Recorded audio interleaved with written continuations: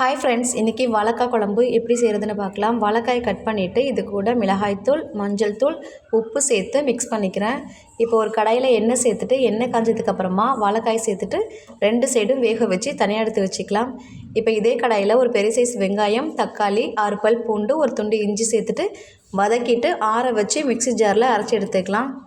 கடாயில் 2 ஸ்பூன் எண்ணெய் விட்டு எண்ணெய் காஞ்சதும் கடுகு, கருவேப்பிலை சேர்த்துக்கலாம். என்கிட்ட கருவேப்பிலை இல்லை. கடுகு பொரிஞ்சதும் கட் பண்ணி வச்சுருக்க சின்ன வெங்காயத்தை சேர்த்துட்டு மிக்ஸ் பண்ணிக்கிறேன்.